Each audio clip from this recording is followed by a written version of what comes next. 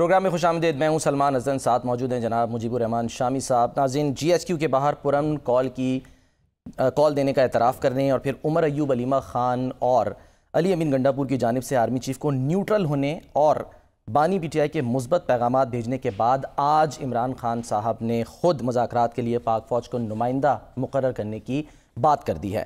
Adiala jail میں صحافیوں سے گفتگو میں انہوں نے 3 مطالبات بھی رکھے ہیں, اس پر بھی ہم بات کریں گے. لیکن بانی پی ٹی آئی کی پیشکش پر پاک فوج کیا سوچ رہی ہے اور اس کا کیا ریئیکشن ہے, اس چیز کا اظہار گزشتہ روز کامران شاہد صاحب نے اپنے پروگرام میں کیا. انہوں نے کیا کہا, پہلے آپ کو وہ دکھاتے ہیں. عمران خان صاحب نے جو army chief general Syed Asim Munir کو پھول پیش کیے, دوستی کی بات کی, صلح کی بات کی, اس کے اوپر میں نے اسٹیبلشمنٹ کے اعلیٰ ترین ذرائع سے خود بات کی. اور کورٹ سے برات صرف آپ کو بتاؤں گا کہ ان کا ریئیکشن کیا تھا. ان کے نزدیک عمران خان صاحب کی جنرل عاصم منیر کو یہ آفر جو ہے ٹروس کی, یہ بلشٹ ہے, یہ کریپ ہے, یہ نان سینس ہے, اینڈ اٹ از ریجیکٹڈ. یہ اسٹیبلشمنٹ کا پوائنٹ آف ویو ہے عمران خان صاحب کے آفر کے اوپر. میں دوبارہ بتا دیتا ہوں, جو انہوں نے صلح کی بات کی اس کے اوپر کہ یہ کریپ ہے, بلشٹ ہے, نان سینس ہے, اینڈ اٹ از ریجیکٹڈ. اور بہت سے لوگ یہ سمجھتے ہیں کہ کیونکہ عمران صاحب کی پارٹی جو ہے اب تک آرگنائز نہیں کر سکی عوام کو سڑکوں پر لا کر گورنمنٹ پہ یا کسی بھی ادارے کے اوپر پریشر ڈالنے کے لیے کہ تاکہ اس سے عمران خان کو چھوڑا جائے یا ان کو ریلیف دیا جائے, اس لیے یہ عمران صاحب کی ڈیسپریشن ہے. آؤٹ آف دیٹ ڈیسپریشن انہوں نے یہ اس طرح کی آفر کی اور ان کو نظر آ رہا ہے کہ معاملہ اس کے بغیر حل ہوگا نہیں. لیکن ادارے کی سوچ جو ہے وہ یہ ہے کہ جب تک عمران صاحب یا جو اس کے ماسٹر مائنڈ ہیں معافی نہ مانگ لے 9 مئی کے اقدام کے اوپر اور یہ نہ کہہ دے کہ آئندہ ایسے نہیں کریں گے, تب تک ادارہ جو ہے اس معاملے میں کوئی ٹروس, کوئی کمپرومائز, کوئی ڈیل. اور اپڈیٹ یہ ہے کہ آج پاک فوج نے اپنے ایک ریٹائرڈ فوجی افسر کو 14 سال قید مشقت کی سزا بھی سنا دی ہے اور الزام یہ ثابت ہوا کہ وہ 9 مئی واقعات میں بغاوت پر اکسا رہا تھا. اڈیالہ سے مبینہ امن کی آشا اور پیار کی بھاشا ایک طرف, سوال یہ ہے شامی صاحب کہ سر 9 مئی واقعات پر کوئی سمجھوتا نہیں ہو رہا, جب باہر والوں کے لیے کوئی معافی نہیں ہے تو جو اندر ہیں ان کو کیسے معافی ملے گی؟ دیکھیں, جو لیفٹیننٹ کرنل ریٹائرڈ اکبر حسین, جی سر, ان کا کورٹ مارشل ہوا ہے, 14 سال قید کی سزا ان کو سنائی گئی اور ان کا رینک بھی واپس لے لیا گیا. اور آئی ایس پی آر کا کہنا یہ ہے کہ ان کو field general court marshal K تحت سزا سنائی گئی ہے. بالکل. اور انہوں نے 9 مئی کے واقعات کے دوران عوام کو انتشار اور شرپسندی پر اکساتے ہوئے ملک دشمنی کا عملی مظاہرہ کیا اور بیرون ملک بیٹھ کر مسلسل پاک فوج کے خلاف جھوٹا اور منفی پروپیگنڈا کرتے رہے. ٹھیک ہے نا, ڈیجیٹل دہشت گردی سر ایک طرح. اور یہ صاحب ماضی میں فوج کا حصہ رہ چکے ہیں, لیکن ریٹائرمنٹ کے بعد اپنے ہی ملک کے خلاف کھڑے ہو گئے اور فارن فنڈنگ بھی حاصل کی.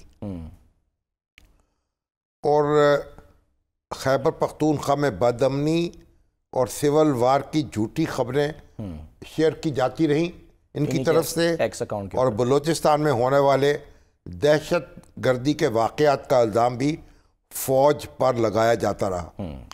تو اب اکبر حسین پر غداری اور فارن فنڈنگ پر کام کرنے کے الزامات بے شمار شواہد اور ثبوتوں سے ثابت ہو چکے ہیں اور انہیں عوام اور فوج کو بغاوت پر اکسانے سے متعلق آفیشل سیکرٹ ایکٹ کی خلاف ورزی پر سزا سنائی جاتی ہے. ٹھیک ہے نا جی.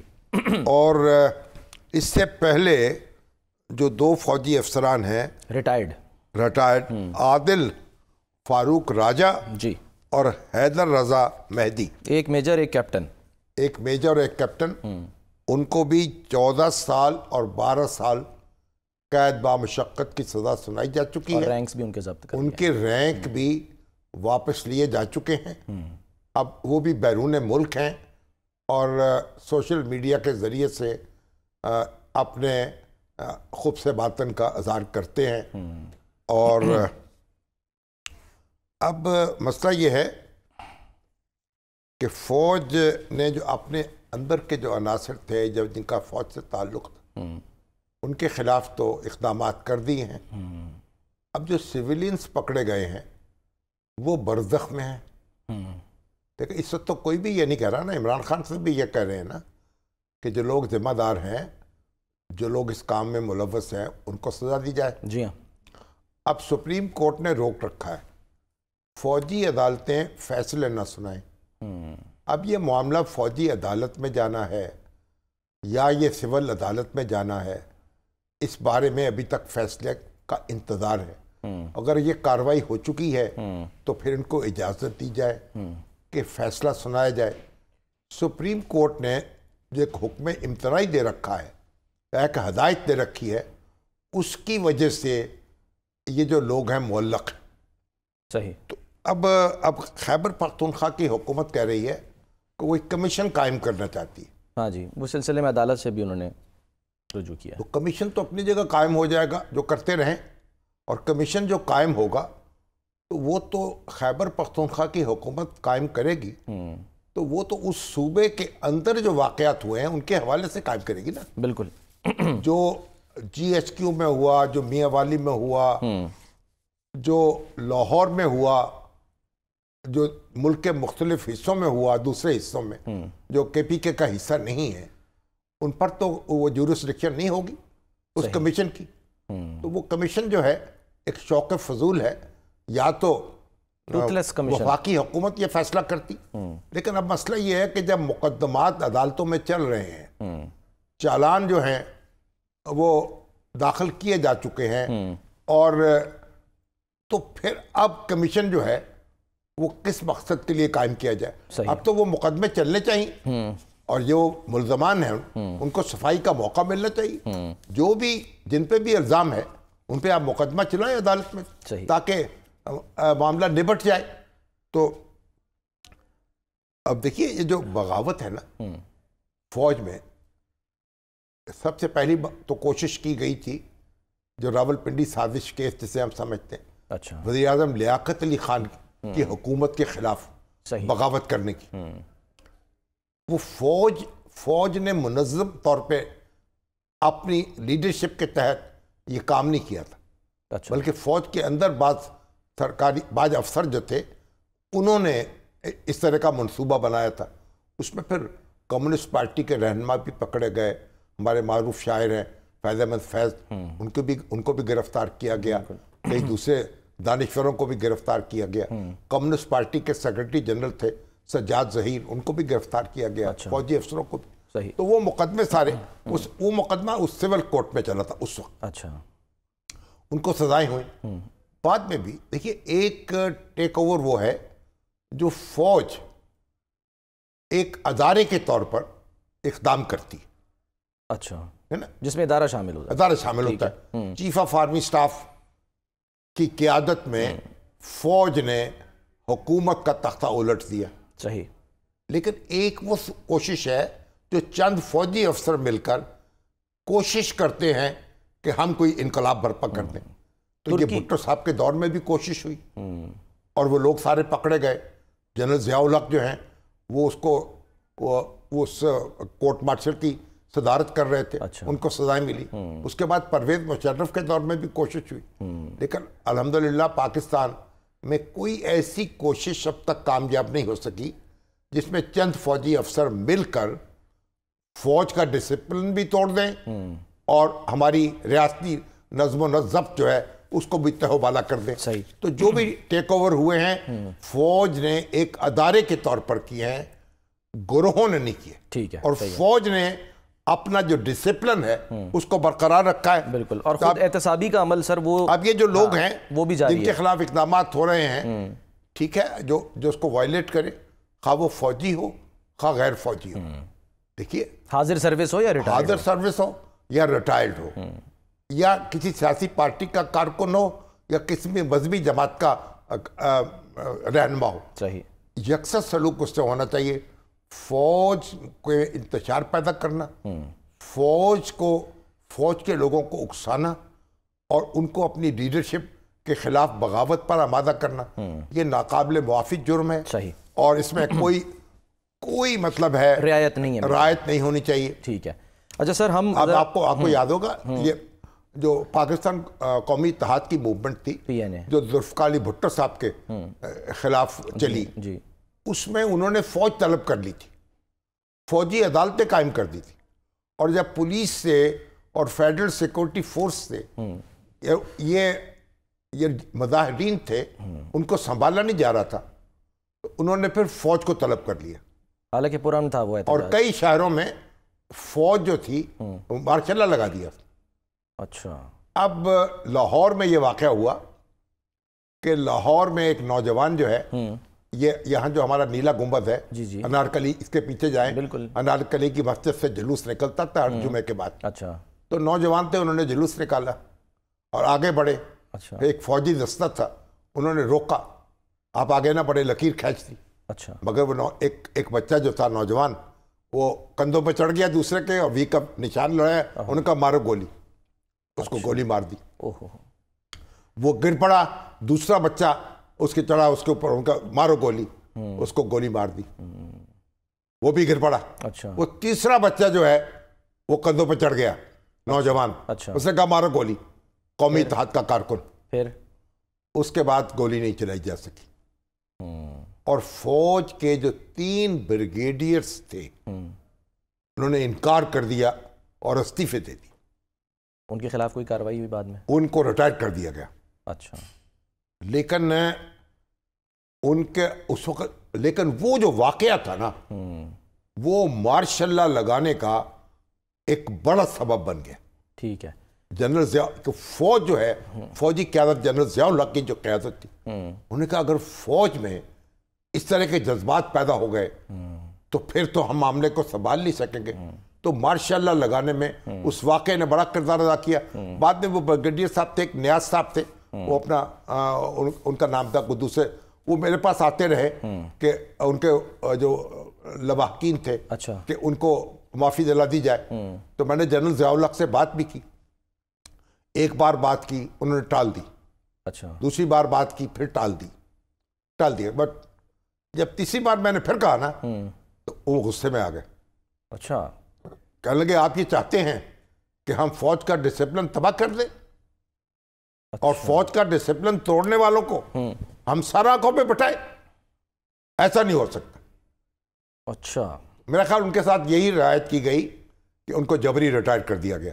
اس وقت جو ماحول تھا اور جو جذبات تھے بہت سلگے ہوئے تھے، صحیح، ان کو سزا، قید کی سزا نہیں دی گئی، کیونکہ استعفے دے دیے تھے انہوں نے، بغاوت تو نہیں کی تھی، استعفے دیے تھے۔ ٹھیک ہے، لیکن استعفا تو دیکھیں، صاحبزادہ یعقوب خان صاحب جو تھے جی او سی تھے مشرقی پاکستان میں، جب یحییٰ خان فوجی کارروائی کرنا چاہ رہے تھے تو انہوں نے مشورہ دیا فوجی کارروائی نہ کریں، یہ سنبھالا نہیں جائے گا مشرقی پاکستان۔ اس کے بعد آج یہی باتیں سر خان صاحب نے کی ہیں، انہوں نے اڈیالہ جیل میں، ان کو یحییٰ خان نے کہا یہ تو بزدل ہے، انہوں نے خط لکھا ہے، وہ ریکارڈ پر ہے، اچھا، اور انہوں نے کہا استعفیٰ دے دیا، استعفیٰ دے دیا اور انکار کر دیا کارروائی کرنے سے۔ اور ایڈمرل احسن جو گورنر تھے انہوں نے بھی استعفیٰ دے دیا کہ ہم یہ کارروائی نہیں کریں گے، ہم اپنے ہاتھ خون سے نہیں رنگیں گے۔ اور بعد میں جو کچھ ہوا آج، چلیں یہ تو سر لیکن معاملہ لیکن یہ ہے، یہ تو مطلب پاکستان مخالف بیسیکلی یہ تو کارروائی ہے، لیفٹیننٹ جنرل یعقوب خان صاحب تھے۔ اب یہ جو ہے فوج کا ڈسپلن تباہ کرنا، فوج کو بغاوت پر اکسانا اور اپنی لیڈرشپ کے خلاف ان میں جذبات پیدا کرنا، ابھارنا، بھڑکانا، تو اب یہ تو اس کی اجازت بہرحال نہیں دی جا سکتی، اور فوج نے کارروائی کی ہے اور بتا دیا ہے کہ اس معاملے میں کوئی رو رعایت نہیں ہوگی۔ جو فوج کو نشانہ بنائے گا، جو فوج کا ڈسپلن توڑے گا، جو فوج میں بغاوت کے جذبات ابھارے گا، وہ کسی رعایت کا مستحق نہیں۔ یہ تو سر کلیئر کٹ پیغام آ گیا نا فوج کی طرف سے، جو اتنے دن سے پیار بھرے پیغامات آ رہے تھے۔ اب آپ یہ کہہ رہے ہیں کہ آپ نے کامران شاہد صاحب کا جی سر انہوں نے سنائے ہیں کہ ان کی خبر یہ ہے، اور اس میں تو عمران خان صاحب جو بات کہہ رہے ہیں نا، وہ بھی کہہ رہے ہیں کہ جن لوگوں نے ایسی کارروائیاں کی ہیں ان کو سزا دیں، ان کو سزا دی جائے۔ ان کا کہنا یہ ہے کہ وہ ان کارروائیوں میں ملوث نہیں تھے۔ وہ کہہ رہے ہیں سی سی ٹی وی فوٹیج نکلوا لیں، اس کے لیے وہ جمعے کو ایک عدالت سے بھی رجوع کر رہے ہیں، کیس پٹیشن فائل کر رہے ہیں، پٹیشن فائل کر رہے ہیں، جو کچھ بھی کر رہے ہیں۔ اب مسئلہ تو یہ ہے عدالت کی کارروائی تو ہو نا، آگے بڑھنے دے۔ بھئی سول عدالت میں چلائیے، فوجی عدالت میں چلائیے، اولاً تو جھگڑا ہی نہیں ہونا چاہیے اس بات، سول میں چلائیں گے یہ فوجی میں چلائیں گے. یہ سول نہ فوجی کا مسئلہ ہی نہیں ہے. ٹھیک ہے. دیکھیے آپ نے اگر فوجی تنصیبات پہ حملہ کیا ہے میری ذاتی رائے میں تو میں سمجھتا ہوں فوجی عدالت میں مقدمہ چلنا چاہیے. اچھا کیوں آپ نے وہاں جا کے حملہ کیا؟ تو یہی تو کہا لیکن چلیے اگر آپ کا اگر عدالت کہتی ہے نہیں سول عدالت میں چلے چلائیں مقدمہ تو چلائیں نا. ٹھیک ہے. اچھا سر آج 3 مطالبات بھی رکھے ہیں بانی پی ٹی آئی نے, اس میں کیا انہوں نے مطالبات گفتگو کیا کی ہے, کل انہوں نے کیا بات کی تھی مظفر عباسی صاحب سے معذرت کرنے کی بات پہ یو ٹرن لے لیا, یہ سب کچھ ذرا معلوم کرتے ہیں. احمد بھٹی صاحب جی ان کا میں نے معذرت نہیں کی. ہاں جی تو کل کہا انہوں نے جو ہے نا سب کے سامنے کی تھی. تو احمد بھٹی صاحب ہمارے نمائندے ہیں جو کہ اڈیالہ جیل میں کل بھی موجود تھے اور آج بھی. بھٹی صاحب السلام علیکم. وعلیکم السلام سر. کیا جناب گفتگو ہوئی, خان صاحب نے آج کیا کہا؟ آج سب سے جو پہلے وہ آئے انہوں نے کہا کہ ایک تو میں یہ بتا دوں کہ میں نے نیب سے ان سے معافی نہیں مانگی, اور نیب کے وکیل سے مظفر عباسی صاحب سے ان سے مظفر عباسی صاحب سے کہ میں نے معافی نہیں مانگی. جو آج کل کوٹ کیا گیا کہ میں نے معافی مانگ لی, میں نے معافی نہیں مانگی. تو آپ کل موجود تھے؟ جی میں وہاں موجود تھا. تو کیا ہوا کیا تھا کل؟ ہوا اس طرح تھا کہ بشرا بی بی دوران سماعت رستم پر آئی تھی اور انہوں نے آ کر اچانک سے کہنا شروع کر دیا کہ میں کافی عرصے سے جیل میں بند ہوں, مجھے گرفتار کر لیا گیا ہے, میں اپنا معاملہ خدا پہ چھوڑتی ہوں, آپ نے جتنی سزا دینی ہے دے دیں. اس طرح کی بات ہوئی اور انہوں نے ایک کہا کہ ہم عدالت کے دائیں جانب کھڑے ہیں اور آپ بائیں جانب کھڑے ہیں. تو جس پر پروسیکیوٹر نے کہا کہ میری نظر میں تو آپ بائیں جانب کھڑے اور ہم دائیں جانب کھڑے ہیں. اس پہ پھر تلخی شروع ہو گئی اور بانی پی ٹی آئی نے بھی اس میں بات کی اور کہا کہ آپ کو پیسے دے دیں تو جو مرضی کہلوا دیں. ضمیر فروش کا لفظ یوز کیا تھا. ضمیر فروش کا لفظ یوز کیا تھا. اور انہوں نے وکیل کے لیے نیب کے لیے پروسیکیوٹر جو ہیں مظفر عباسی جو ہیں ان کے جو نیب کے وکیل ہیں جی تو اس پہ انہوں نے پھر آپس میں جب تلخ جملوں کا تبادلہ ہوا تو اس وقت سماعت کچھ دیر کے لیے ملتوی کر دی گئی. اور اس کے بعد جب جج صاحب وہاں سے اٹھ کر چلے گئے اور بعد میں دوبارہ عدالت کے کا آغاز ہوا تو بانی پی ٹی آئی وہاں گئے اور انہوں نے ان سے معذرت کی. اور آج اس معذرت میں انہوں نے کہا کہ میں نے معذرت نہیں کی بلکہ سوری کہا, اظہار افسوس کیا, معافی نہیں مانگی. معذرت کا ایک لفظ ہوتا ہے کہ تلخ کلام, مطلب یہ کہ آپ نے سوری کہہ دیا, اپولوجی کا لفظ استعمال نہیں کیا. اور یہ مظفر عباسی صاحب نے آپ کو کنفرم کیا. انہوں نے جو کچھ کہا اس پہ اس کو الفاظ تو انہوں نے ایک طرح سے واپس لے لیے نا. اب آپ بھی بس کہیں کہ انہوں نے معذرت کر لی ہے تو معافی نہیں مانگی, ہمیں کیا اصرار ہے اس بات پہ. آگے چلیے, آج بتائیے. آج بانی پی ٹی آئی نے کہا کہ میں نے صرف یہ کہا تھا کہ مجھے آپ سے کوئی مسئلہ نہیں ہے. ٹھیک ہے صحیح ہے. اچھا آج انہوں نے محمود اچکزئی صاحب سے متعلق بات کی, 3 مطالبات بھی رکھے. جی آج کیا کہا انہوں نے کہ فوجی قیادت کو نمائندہ مقرر کر دے.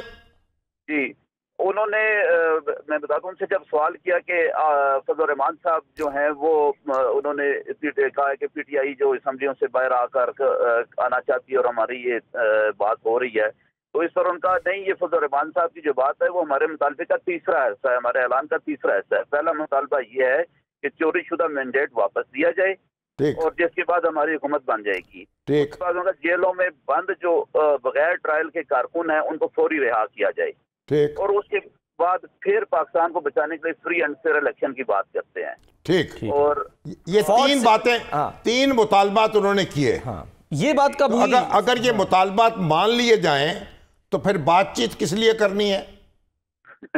جی بالکل. محمود اچکزئی کے حوالے سے بات ہوئی, ان کا ہم نے ان کو آپ نے پوچھا ان سے کہ اگر مطالبات مان لیے جائیں تو پھر بات چیت کی کیا ضرورت ہے؟ نہیں, انہوں نے یہ کہا تھا کہ ان سے باتوں استعارہ استعمال کیا ان سے, اور انہوں نے اس طرح کے استعارے وہ استعمال کرتے تھے کہ جس میں راز, اور انہوں نے کہا کہ جو محمود اچکزئی ہے ان کو ہماری طرف سے مکمل ہمارا اختیار ہے, وہ بات کر سکتے ہیں, اختیار حاصل ہے, اور اس پر مجھے بہت اعتماد ہے. ٹھیک. اچھا سوال کون سا ہوا؟ نمائندہ مقرر کرنے کی کیا بات کی انہوں نے؟ کون سے سوال کے جواب میں؟ انہوں نے کہا کہ محمود اچکزئی ہماری طرف سے نمائندہ مقرر ہے, ان سے بات کریں. اگر جب ہم نے ان سے یہ سوال کیا کہ آپ ایک جانب تنقید کرتے ہیں اور اس طرح کی باتیں کرتے ہیں ایک ادارے کے سربراہ کے حوالے سے، تو آپ کیا کرتے ہیں؟ تو انہوں نے کہا کہ وہ اپنا نمائندہ مقرر کر دیں، ہم بات کر لیں گے. اور جب ان سے مزید وضاحت کی، ان کا یہ جو محسن نقوی ہیں یہ بھی ادھر کے ہیں، اور آئی ایف سی جو ہے، جو ایس آئی ایف سی جو ہے ایس آئی ایف سی، وہ بھی انہی کی طرف سے ہے. تو ہم بات چیت کے لیے تیار ہیں.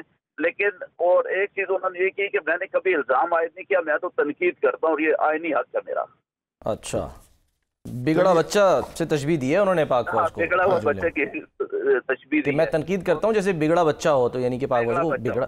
ٹھیک ہے، عدالت تو مراد نہیں نا، افراد مراد ہو سکتا. اچھا ٹھیک ہے. اچھا بس کوئکلی جماعت اسلامی کے دھرنے میں بھی شامل ہونے کی بات کر دی نا. بچے تو سارے ہی بگڑے ہوئے ہیں بھائی. ہاں، انہوں نے کہا کہ بہت اچھا کیا جماعت اسلامی نے دھرنا دے دیا، میں مکمل حامی ہوں. اپنی قیادت اور کارکنوں کا آج کہا ہے میں نے کہ وہ جا کر اس دھرنے میں شامل ہوں اور ان کی حمایت کریں. بجلی کے بلوں پر انہوں نے کہا کہ میرا جو یہ سویپر ہے اس کا بھی بل 40,000 آ گیا ہے. چلیں ٹھیک ہے، بہت بہت شکریہ احمد بھٹی صاحب. سر جو دھرنا ہے نا جماعت اسلامی جی سر، اس پہ تو پی ٹی آئی کے سوشل میڈیا اکاؤنٹس جو ہیں بڑی تند و تیز تنقید کر رہے تھے.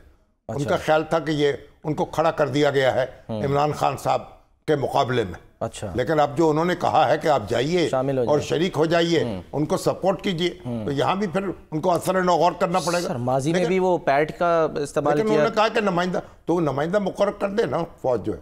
اچھا، وزیر اعظم پاکستان وہ نمائندے ہیں نا، وہ قوم کے بھی نمائندے ہیں، فوج کے تو نمائندے، فوج کے تو نمائندے نہیں ہیں. فوج کے بھی نمائندے ہیں، فوج بھی تو ہمارا ادارہ ہے نا. اچھا، تو ان کو کہتے ہیں وزیر اعظم سے بات کر لیں آپ. وہ تو تیار ہی نہیں ہوتے نا، وہ تو بات ہی نہیں کرنا چاہتے سیاسی جماعتوں سے. وزیر دفاع سے کر لیں، وزیر داخلہ سے کر لیں. دیکھیے وزیر داخلہ کا تو خاص طور پہ کہا ہے کہ میں نے ان سے تو بات ہی نہیں کرنی. پھر نمائندہ اتنا معتبر نمائندہ جو ہے وہ اور کہاں سے ملے گا؟ ان کے لیے نہیں ہے نا معتبر. نہیں تو کہہ رہے نمائندہ ان کے لیے بات چیت کرنے کے لیے نمائندہ مانگ رہے ہیں وہ.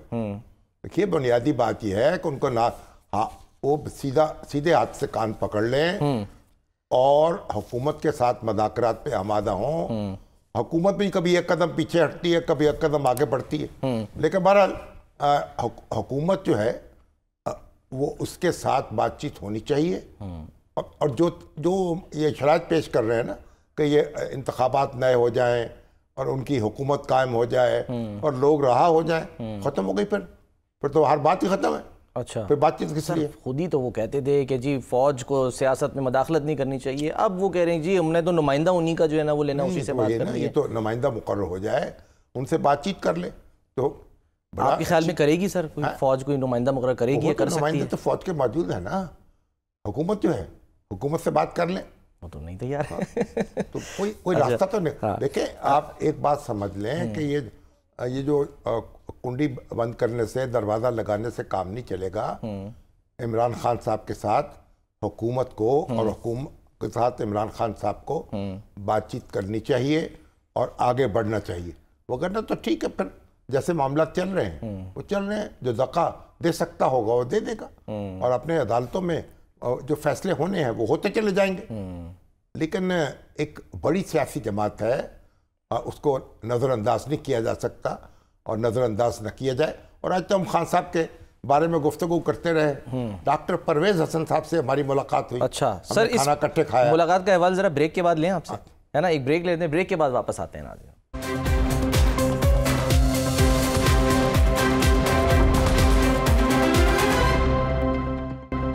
Welcome back. شامی صاحب، وہ ہم آتے ہیں پرویز حسن صاحب سے ملاقات کا احوال. لیکن جو خبر آئی کہ آج قومی اسمبلی میں قانون سازی کے لیے کچھ بل جو ہیں وہ پیش ہونے تھے. ان میں سے ایک بل جو ہے نا الیکشن ایکٹ ترمیمی بل، وہ پیش کر دیا گیا ہے، جس میں کہا گیا کہ کسی سیاسی جماعت سے وابستگی کا اقرار نامہ تبدیل نہیں کیا جا سکتا، اور یہ متعلقہ قائمہ کمیٹی کو بھی اب بھجوا دیا ہے. تو یہ جو بل ہے مخصوص نشستوں سے متعلق ہی ظاہر، یہ جو مخصوص نشستوں پر جو حلف نامے تبدیل کیے گئے، جو سپریم کورٹ نے جو اپنے فیصلے میں کہا کہ ان کو نیا حلف نامہ لے لیں ان سے، اس پر اس کا اطلاق ہوگا. یعنی اب مسئلہ یہ ہوگا کہ یہ مؤثر بے ماضی اطلاق کیسے ہوگا اس کا.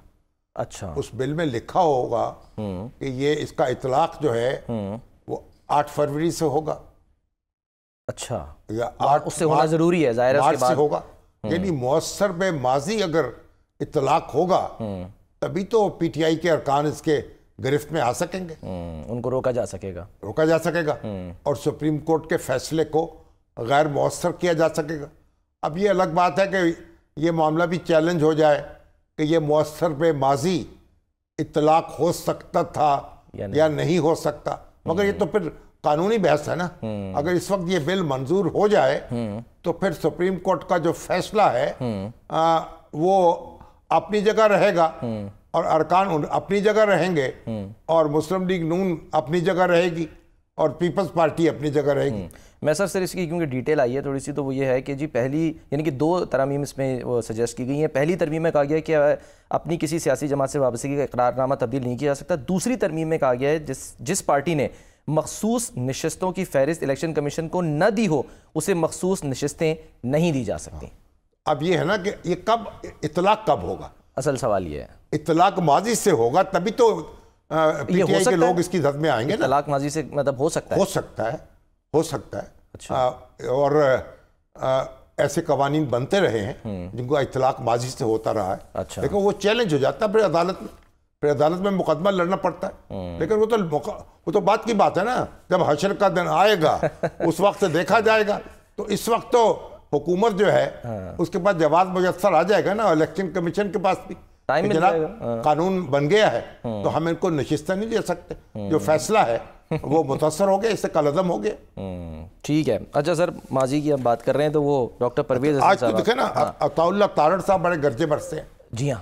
انہوں نے کہا کہ یہ جو سوشل میڈیا اکاؤنٹس ہیں ان کا سراغ لگا لیا گیا ہے.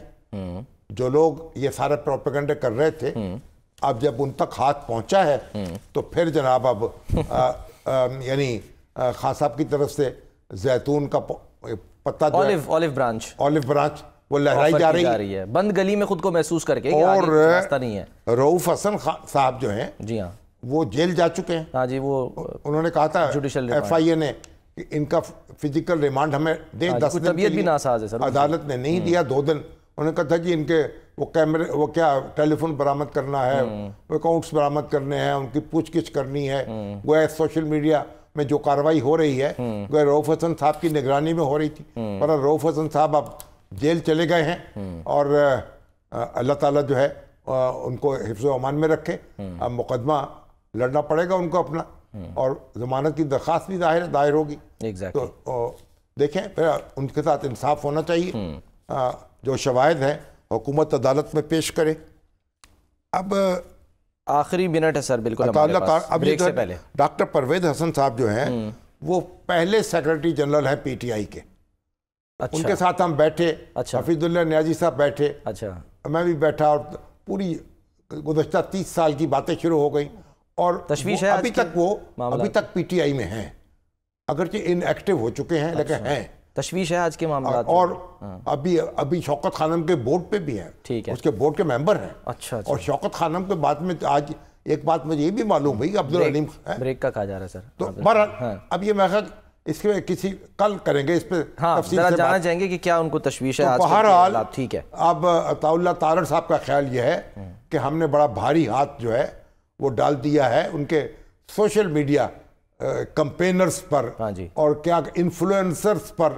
اب دیکھتے ہیں نکلتا کیا اس میں جب وہ پیش کریں گے تفصیلات تو پھر اظہار خیال کریں گے. چلے ٹھیک ہے, ایک بریک لیتے ہیں, ایک بریک کے بعد واپس آتے ہیں.